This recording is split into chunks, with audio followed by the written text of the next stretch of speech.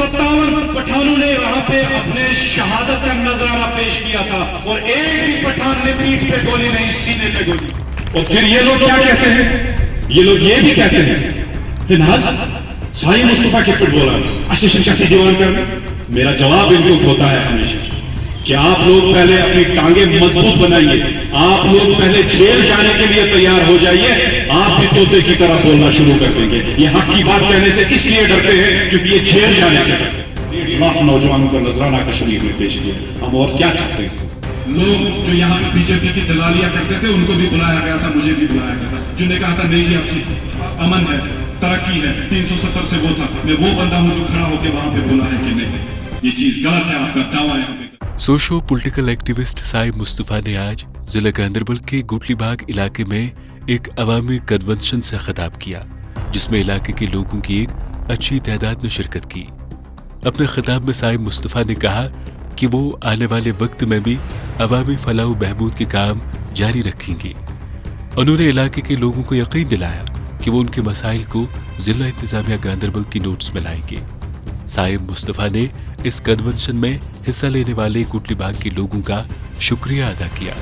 बादजा गुटलीबाग के लोगों ने अवामी मुतालबात की तकमील की यकीन दहानी पर साईं मुस्तफा का भी शुक्रिया अदा किया। मज़ीद तफसीलात के लिए देखिए गांधरबल से एहसान यूसुफ की ये रिपोर्ट। सपोर्ट करके पुलिस बना दिया। आप देखिए 50 साल कहाँ थे ये लोग जिन्होंने हमने जिनकी ताजपोशी की, शाना फशाना चले, चाहे गुटलीबाग वाला हो, चाहे अंदरवन वाला हो, चाहे गांधरबल वाला हो।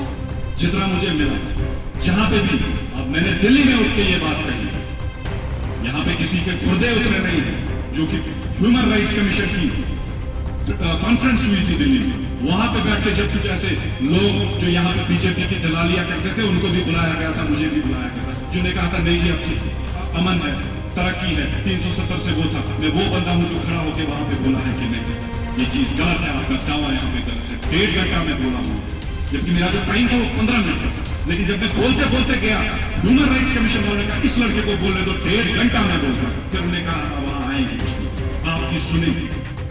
यहाँ पे क्या होता था मैं आपको आखिर में एक चीज बताता हूँ, अगर इनकी पहल होनी चाहिए थी जो यहाँ पे आज सियासतदान हमारे गांधरबल के लोग खड़े हुए, अगर हमारे लड़कों को यहाँ जेल में बंद कर दिया। देखिए आज अगर आप देखना जाए तो हमारे डिस्ट्रिक्ट एसएसपी साहब मुबारक थे, उनको कहाँ वाकफियत है हमारा नौजवान कौन कैसे किसके साथ उठता बैठता है, लेकिन ये काम हमारे लीडरों जो खुद को लीडर कहते हैं कि वो समझाए नहीं। वो एक वबा था 2016, वो एक वबा था 2010 में जो चला गया है, लेकिन आज वही नौजवान चाहता है कि मैं अपनी मजदूरी करूं, आज वही नौजवान चाहता है कि मैं अपनी दुकानदारी करूं, आज ये उस चीज में मुब्तला नहीं है। आप भी रियायत से पेश है, कौन समझाने वाला है? कोई नहीं, लेकिन मैंने जो मेहनत की सिर्फ इस चीज, एक भी पठान की पीठ पे गोली होगी तो मैं आज हिंदुस्तान की आजादी की जंग यहीं पे खत्म कर दूंगा।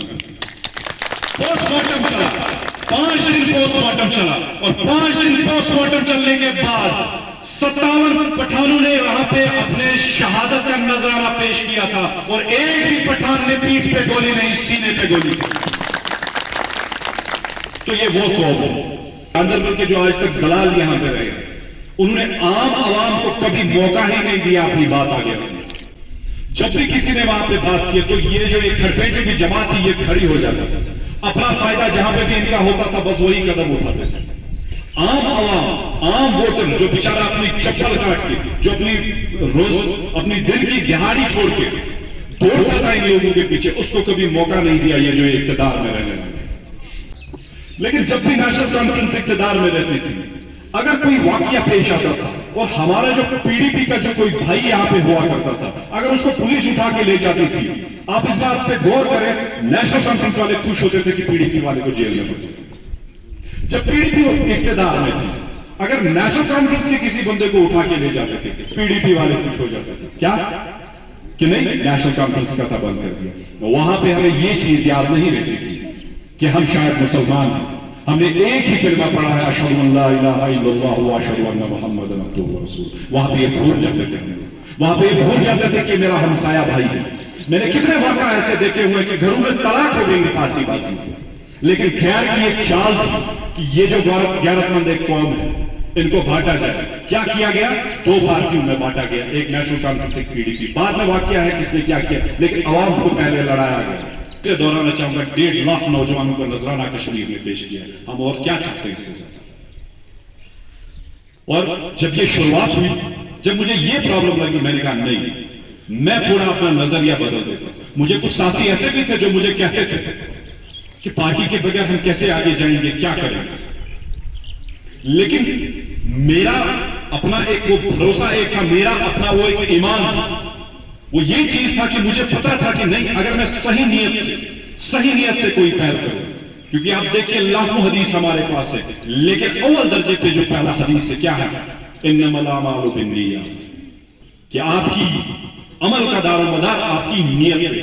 جب میں نے وہ نیت, اور مجھے وہاں پہ پتا تھا کہ نہیں, اگر صحیح نیت سے میں اس میدان میں اتروں گا, وہاں پہ قرآن کیا کہتا ہے, انما امرہ اذا اراد شیئا ان یقول کن فیکون, کہ جب اللہ کسی شے کو پھر کہتا ہے ہو جا تو وہ ہو جاتی ہے. اور بالکل جب اس نیت سے میں اس میدان میں آیا, میں نے اللہ تعالیٰ سے اس چیز کی دعا کی کہ میں نے کہا یا اللہ, میرا وہ چہرہ نہیں ہے کہ میں گھر گھر جا کے کسی کو جولی پھیلاؤں ووٹ کے لیے, کیونکہ مجھے اس چیز کی ضرورت نہیں ہے. یہاں سیاستدان جتنے سارے آتے ہیں وہ بولتے ہیں کہ وہ سیاست کروں, لیکن اللہ کا دیا ہوا میرے پاس سب کچھ ہے. مجھے کسی گاڑی کی ضرورت نہیں, بنگلے کی ضرورت نہیں, زمین کی ضرورت نہیں.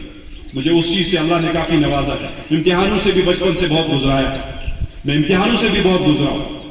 لیکن جب میں دھیرے دھیرے آگے بڑھتا تھا, ایک ایک امتحان میرے سر پہ آ جاتا تھا, تب پتہ نہیں چلتا تھا کہ آخر معاملہ کیا ہے. لیکن جب پھر سمجھ آیا کہ معاملہ کیا تھا, تو معاملہ یہ تھا کہ مجھے اللہ نے ایک ایسے بازار میں لانا تھا جو ایک ایسا بدنام بازار ہے, کیونکہ سیاست سے زیادہ بدنام بازار اس ٹائم پہ کوئی نہیں ہے. اور مجھے اللہ نے اس بازار میں اپنا کام لینا تھا. اور میں آج اللہ کے سامنے سر اٹھا کے اس چیز کا, اگر کچھ بھی نہ کوئی عمل ہو, لیکن میں اللہ کے سامنے سر اٹھا کے اتنا کہہ سکتا ہوں کہ میرے اس بدنام بازار میں بھی ایمانداری کے ساتھ اپنا کام کیا. ایک بھی جلسہ آپ مجھے بتائیے جہاں پہ 370 پہ یہاں پہ بات ہوئی ہے یا 370 پہ نعرے بازی ہوئی ہے, ایک جلسہ آپ کو ملے گا. 2019 سے لے کے آج تک صرف ایک جلسہ آپ کو ملے گا, وہ میرا جلسہ تھا جہاں پہ 370 پہ نعرے بازی ہوئی, اور کوئی جلسہ آپ کو نہیں ملے.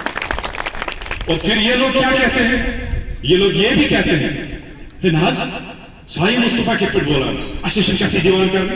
میرا جواب ان کو ہوتا ہے ہمیشہ کہ آپ لوگ پہلے اپنی ٹانگیں مضبوط بنائیے, آپ لوگ پہلے جیل جانے کے لیے تیار ہو جائیے, آپ بھی طوطے کی طرح بولنا شروع کر دیں گے. یہ حق کی بات کہنے سے اس لیے ڈرتے ہیں کیونکہ یہ جیل جانے سے ڈرتے ہیں. سائی مصطفیٰ جیل جانے سے نہیں ڈرتا ہے. اگر میرا رزق اللہ نے جیل میں رکھا ہوگا, الحمدللہ میں اس چیز کے لیے تیار ہوں, کیونکہ میرے جد و اجداد نے جیل کھائی, ہم یہ چیزیں دیکھ چکے ہیں. لیکن آج یہ صرف بولتے یہ بولتا ہے تو کیسے بولتا ہے, میں بولتا ہوں کیونکہ میں جیل جانے کے لیے تیار ہوں. یہ چاہتے ہیں ہم لیڈر بھی بنے اور ہمیں جیل بھی نہ ہو. ایسا کون سا لیڈر ہوتا ہے کہ جو یہاں پہ چاہے کہ میں لیڈر بنوں اور مجھے جیل بھی نہ اٹھا کے کوئی لے جائے. ہم تیار ہیں, اگر یہ بھی تیار ہے ان کی بھی یہ بھی بولنا شروع کر دیں. سب سے بڑی چیز یہ ہے کہ صلاح الدین ایوبی رحمہ اللہ فرماتے تھے کہ ایک قوم کا مستقبل نوجوانوں کے ہاتھ میں ہوتا ہے. بالکل ہوتا ہے, لیکن جب تک آپ بزرگوں کا سایہ, جب تک آپ بزرگوں کی دعا ہمارے ساتھ نہ ہو, ہم کوئی بدلاؤ نہیں لا سکتے. میں آپ لوگوں سے گزارش کرتا ہوں, نوجوانوں نے ایک پہل کی ہے, میں آپ بزرگوں سے یہاں پہ گزارش کرتا ہوں کہ ہماری اس پہل میں آپ ساتھ دیں.